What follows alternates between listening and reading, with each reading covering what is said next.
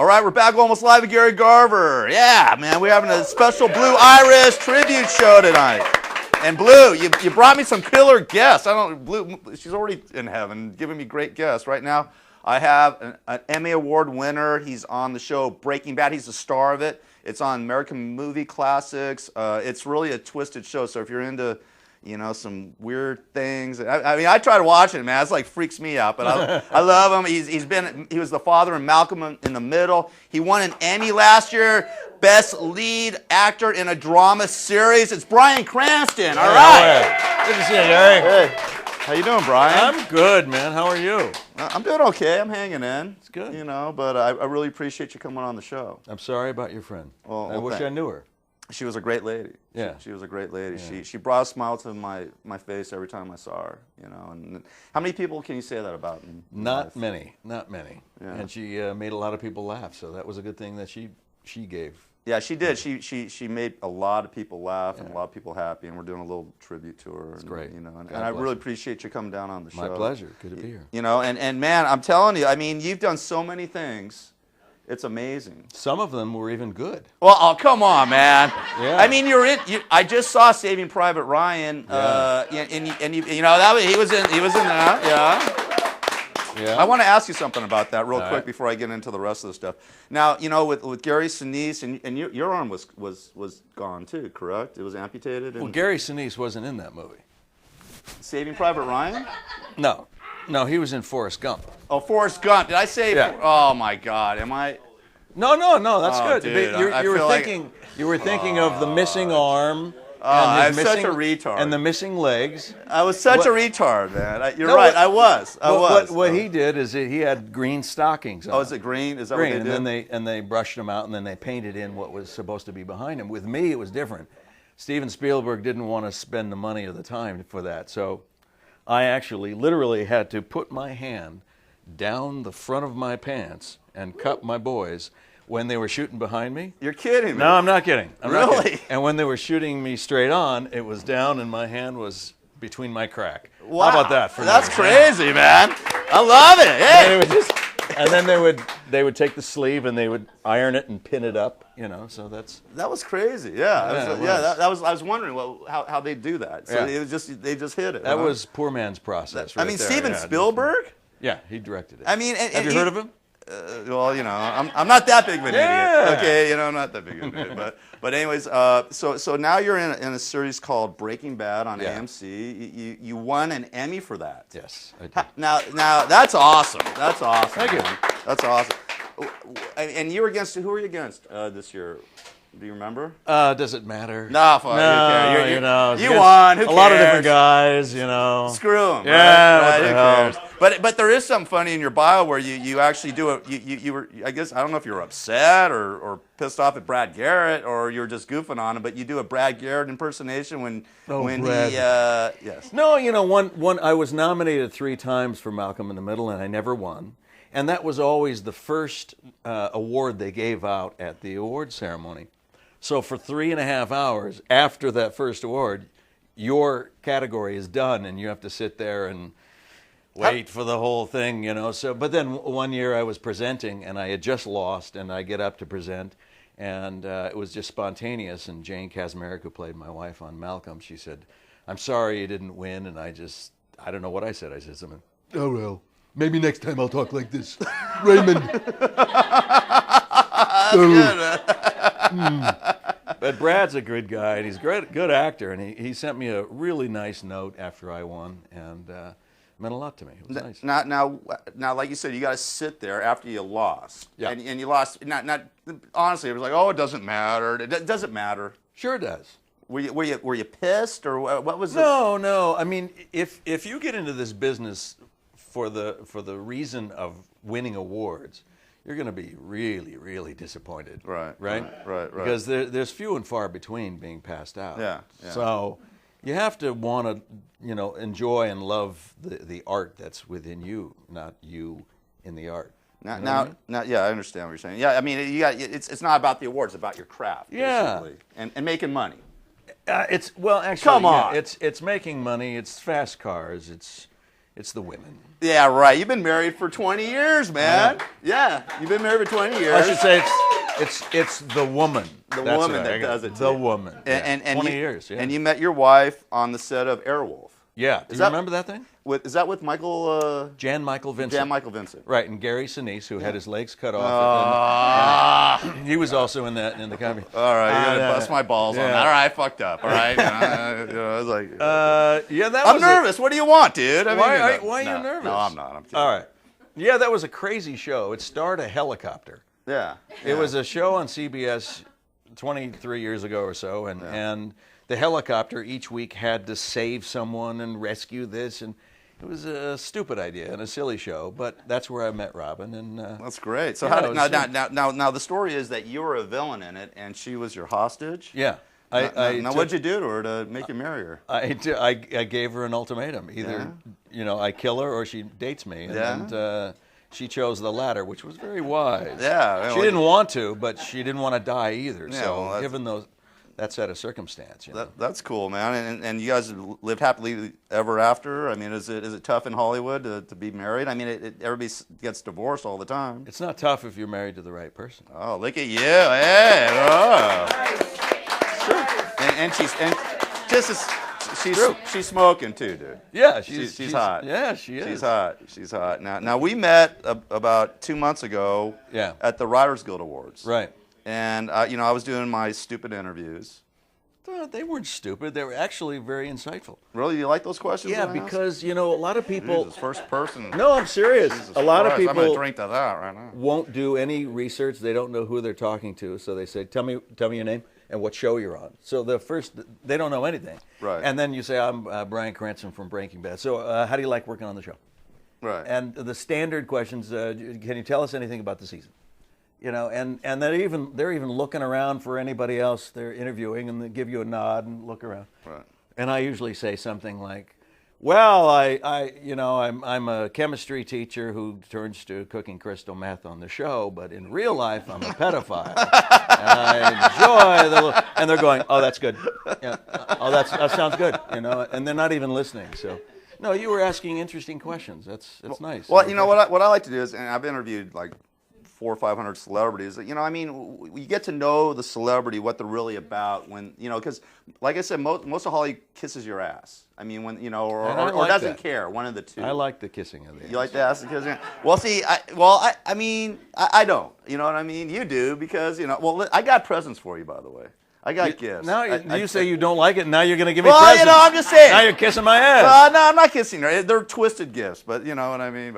But what I like to do is when I ask these questions, you get to really know somebody. You really get to know what kind of personality they are, if they can take a joke, if they're serious about themselves, if they take themselves too serious, Right. And the cool thing is that, most actors and celebrities are way cool. 90% will answer any question and go, "Hey, man, that was really a good interview."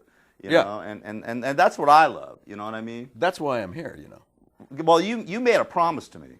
Well, yeah, but if you asked stupid-ass questions, I wouldn't be here. You wouldn't be here, No, right? I wouldn't. Why would I come if you said the generic, how do you like working on the show? Right. It's like, oh, God, no, I hate it. Yeah, right. How do you like working with the people you work with? They suck. It's like, do you hope your show will stay on for a long time? Stuff you can't imagine the inane questions. Speaking of that, Malcolm in the Middle, you did 151 episodes. Yeah. That's a lot, man. Because think about it. Normally, isn't that the 100 episode? Is that like that's the what do you call that? Like the success thing? It's a kind of a benchmark to. It's for the studios. They want to get 100 episodes so they can sell and make billions off of it. And Malcolm has done really, really well. So if you can get 100 episodes, it almost secures your syndication. Do you get residual still off of that? Mm-hmm. Nice, man. Wow, this dude's kicking. And not only that, but you're the star of the only show on AMC that's their own series. Is that their series or what is it? No. There's another show called Mad Men. Oh, Mad Men. You're stars correct. That's correct. Gary Sinise, who doesn't have any legs. He's got from the waist down. Leave me alone. Oh, you're gonna kill me. But anyways, you like you said, you play a chemist that is high school chemistry teacher. Right, that has cancer. He's got a terminal lung cancer, given a year to 2 years to live, and so he probably makes $40,000 a year, and he has to have a second job to pay his bills. His wife has an accident baby on the way, and he's got a 16-year-old son with cerebral palsy. Nice. So things are kind of tough. Right. And he's a depressed guy, and he's been, living with regret for the last 25 years for missed opportunities, and so he decides to take a gamble and be very risky on his choices. And so he wants to leave something to his family before he's dead. Something, anything. So he decides to use his chemistry background to cook crystal meth and become a drug dealer. I mean, how twisted is that? Is that twisted or is that reality? I mean, what Well, I mean, it's funny because in this world, I mean, I don't know. When you hear about it, you thought, wow, that's crazy, and that's really offbeat. But then there have been at least two or three news items about teachers turning to selling drugs. Wow. And how do you like playing this role? This is sort of like, you go from Malcolm in the Middle's father to a crystal meth psychotic dealer. It's really different. Yeah, I mean, which role do you like better? I mean, if you had to pick one. Fortunately, I don't have to pick one. All right. Well, in your notes you said you like playing a pompous ass. So I mean, what's that about? Did I say that? Yeah, I wrote it. You like playing a pompous ass. I got it in my notes right here. I actually did research. You're the only guest I've ever done research on. That's only in real life. Oh, okay. No, that's a good combination to play someone who's a pompous ass and thinks he's smart. It's a very funny combination to do. In Malcolm in the Middle, he was fearful. Once I found out what the core emotion of that character was, then I can ride on it. And his was fear. He was afraid of everything. Right. Hal was afraid of heights. He was afraid of being a bad husband, or being afraid of being fired. Everything. So all the comedy stemmed from that. In Breaking Bad, with Gary Sinise co-starring with you in it, right? No. Without the legs. No. Oh, he's not co-starring with you? No, okay. My bad. It was a callback. It was a good try. Yeah, it was bad. Okay. No, he's a guy who is depressed, and so he's been numb for the past 20 years. And this set of circumstances forces him to take risks. And so for the first time in his life, in his adult life, he's got adrenaline pumping in his veins, and he's feeling it. And sometimes even feeling fear is better than numbness. So he might not, given the choice, go back to where he was before. Now, when you play this part, it's sort of dark. Do you take that home with you? No. Does Robin have to deal with your? No, I don't think she does. I don't think. No, it's not. It's not that. I'm looking over at her. She's sort of like, I don't know. No, it's not really. I've been an actor for 30 years professionally, so I've kind of learned to know when I really do a lot of work on developing the wardrobe and my makeup and my hair and my whole thing. Right now on the show, I'm about 15 pounds, maybe 12 pounds lighter than I am now. Yeah. I have no hair. Right. And a silly mustache that means nothing. It's so impotent. And that's what I wanted. I wanted to look like a guy who doesn't care, who gave up a while ago, so that it gives the audience that visceral sense that this is this man's plight. Yeah, well, man, I mean, you have done. Your credits are unbelievable. I mean, it's just you've done like what, over 200, 300, 400 things. I mean, lots of stuff. And you're also an ordained minister. Thank you, my brother. Bless me, my brother. Bless me. Come on, bless me. All right. It burns! Come on. I'm not the devil, Jesus. I felt a horn. I don't know. Is that supposed to be there? Oh, Lord have mercy. You're an ordained minister. That's pretty wild. It was a gig that I had when I was going to college. I was working during the summer on Catalina Island and having a good time. And I befriended this guy named Reverend Bob. He was a holdover hippie guy, right? And he says, hey, man, I accidentally booked 2 weddings at the same time. You want to go, perform a wedding? And I say, oh, sure. He goes, all right, come on. He gets a slip of paper and he puts it in an IBM Selectric. Remember those when they were typewriter? Types this up this thing and sends it into the state attorney general, and I'm legal. Just like that, you're an ordained minister. It's crazy. It was, set up as a tax haven, right? Right. So he used it to marry people, and he would get, he told me, and this is in 1974. Wow. Or 5. 1974 or 5. 4. A long time ago. And he said I would make $150 in about 2 hours. Hey, in back 1974, it was. I think the minimum wage was like $3.50 or $3.65. I don't think it was like that much, man. You know what I mean? Yeah. So I was on it, and then I was, my hair was down to here. I was all reddish, brownish in color, and both hair and body. And he gave me a couple things, and I went to the Van Nuys Airport. Of all places. Right. Went up in a 6-seater plane. Oh, wow. And I was in the front, and I'm thinking, oh, my God, I can't believe this. This is so much fun. And I turned back to look at the two getting married who were in the next seats, and they were really quiet and holding their hands. And I thought, oh, man, I really have to act here. I really have to make this, important for them. And so I did. I turned around. I said, the oak and the willow don't stand in each other's shadow, for the growth of life cannot be, And I'm pontificating all this stuff, and they're going, yes. And I look back, and in the very back is the best man and the maid of honor, who was really cute. Yeah. So I made $150, and I got her phone number, and it was a great gig.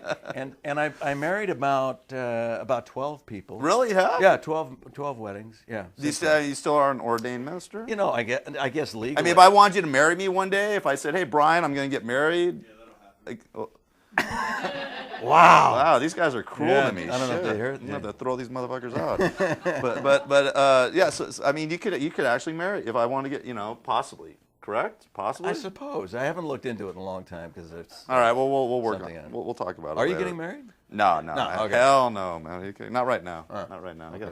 I'm trying to survive at this point. You know what I mean? Yeah, I've done some acting too, by the way. Have you? Yeah, but you don't want to talk about that. It's all good. I'm not that much of an actor. I've done. Well, you brought it up, so you must want to talk about it. They flew me out. They flew me to Detroit to do this little part, I was thinking, yeah, maybe you can get me maybe be an extra on your show or something like that. You don't want to be an extra. What do you fly to? We shoot it in New Mexico. You shoot in New Mexico? Yeah. They flew me to Detroit. I'll drive. Who flew you? I don't know, some idiot. I don't know. These guys. Maybe they just wanted to get rid of you. Yeah, they did. I don't know. There is a ticket to Detroit. Right. Wait a minute. This is only one way. What happened? I almost got busted there. I don't even want to talk about that. Oh my God. When you brought it up, you probably want to talk about it. Yeah, well, it's all good. All right. Come on, Gary. No, I don't. We'll talk about it. I'm your reverend. Talk to me. Come on. I can marry you, but I'm also a soft shoulder. I know you are. I can cry. What happened, Gary? No, I actually got. Have you ever got picked? Hold on. I got picked up in a fake police car. The guy picked me up. It was like I was going to Flint, Michigan from Detroit.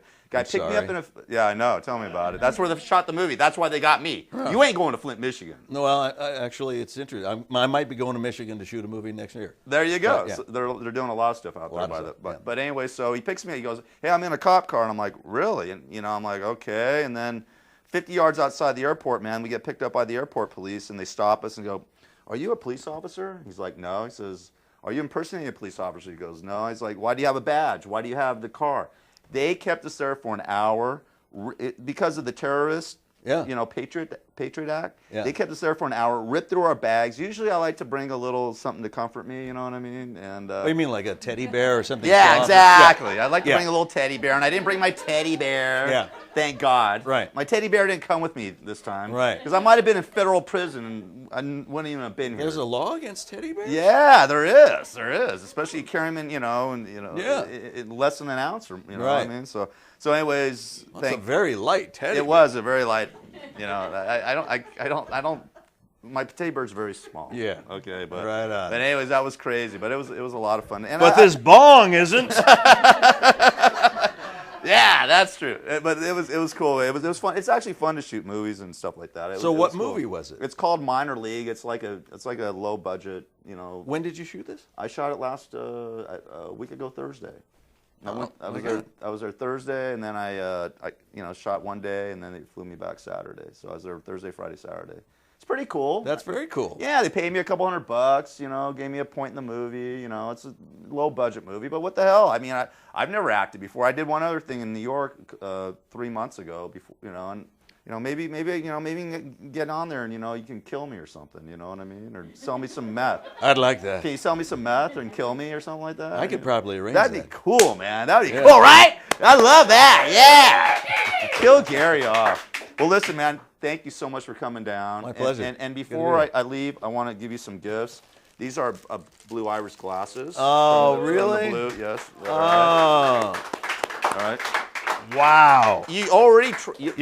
I usually go for something with a little more pizzazz, but I guess this will have to do. Oh, you look good. I'm gonna put mine on too. All right. All right. I'm gonna put mine on too. Also, want to give you now. You already tried these EQ energy drinks. Those are good. You know what I mean? like them. You already tried them. Now I'm gonna give you a couple of these. All right. Okay. Wow, this is great. Okay. Thank you very much. All right. Take a couple of those, and also a 6-pack of Lagunitas beer. It's Lagunitas. It's called Censored. Wow, Just like terrific. my show. Just like my show, Censored. you. So, and you can catch Bryan on American Movie Classics on Sunday nights? Sunday nights, 10 o'clock. 10 o'clock. Sunday nights at 10 o'clock. New episode this Sunday night. All the way through the end of May. Every Sunday night, new episode. New episode every Sunday night, all the way through the end of May. And God bless you. Thank you. And thank you so much for coming on, man. Thanks, Gary. I really appreciate it. It's to see Bryan Cranston. All right. Thank you. Good to see you. Thanks, man. You bet. We'll be back right after this. Almost Live, Gary Garver.